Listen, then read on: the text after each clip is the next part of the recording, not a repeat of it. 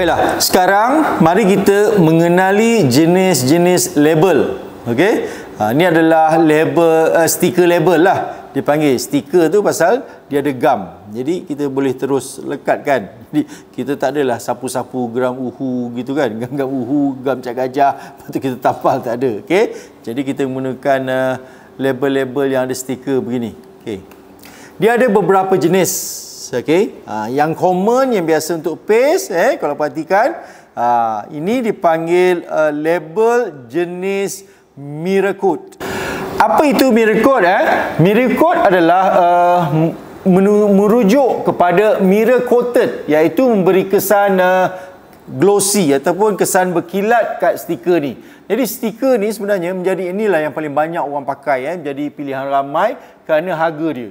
Okey, harga dia yang murah dan berpatutan sesuai digunakan untuk berbagai jenis produk ataupun pembungkusan makanan.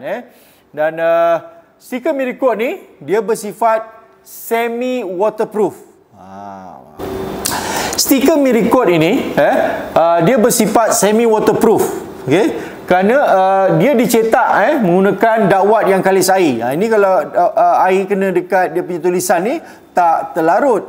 Cuma kertas dia akan jadi kembang. Kalau kita ada fingerprint, ada tangan tu berminyak dan sebagainya, dia akan melekat. Itu kelemahan stiker mirror coat ini. Lagi satu, oleh kerana dia buat daripada kertas, dia tidak sesuai untuk produk-produk kalau kita nak bekukan produk. Contohnya kita buat paste ni untuk kita bekukan, lama-lama habis kembang lah dia punya kertas dia tu. Dia tak boleh terdedah kepada air. Itu dia. Okey. Kemudian stiker ini juga tidak sesuai kalau kita nak buat untuk air minuman yang dalam botol ni. Kenapa? Biasanya air minuman dalam botol ni kita simpan dalam PTS juga dia akan berair. Yang memang tak sesuai sangat. Dia akan luntur. Lama-lama dia akan luntur. Tapi kalau untuk produk-produk yang kering ataupun paste yang ni, kita boleh gunakan. Cuma kita kena lekatkan label ini selepas daripada proses pengukusan. Lepas kukus, baru kita boleh lekatkan. Sebelum kukus, kalau kita letak, selamat semua dia. Okey? Inilah satu label jenis mirror coat. Okey? Okey, yang kedua, jenis OPP. Apa itu OPP? OPP itu maksud Oriented Polypropylene. Apa beza dia? Apa kelebihan dia?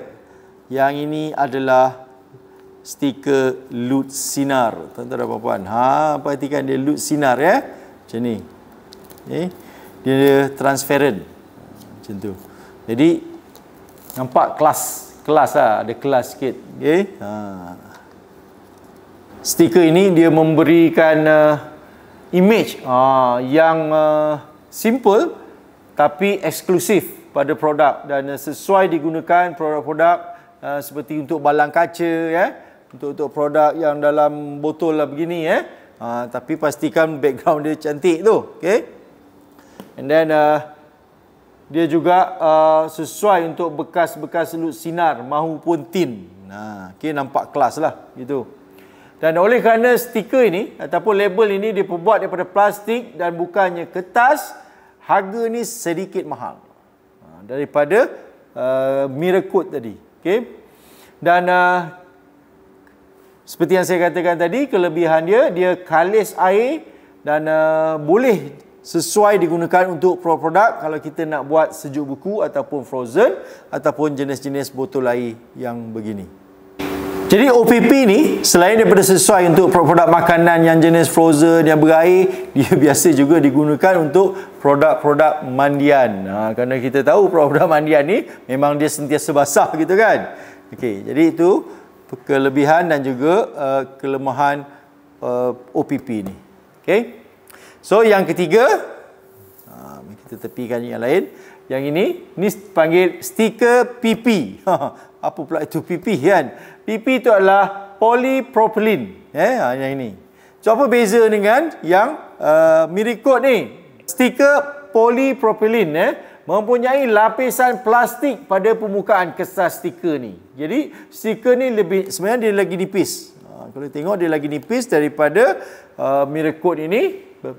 Dan juga tidak mudah koyak apabila ditarik, kerana dia ada dua lapisan, dia liat. Nampak ni, saya cuba koyakkan pun tak boleh nak koyak. Okey, dia liat. Okey, ni kelebihan stiker PP ni.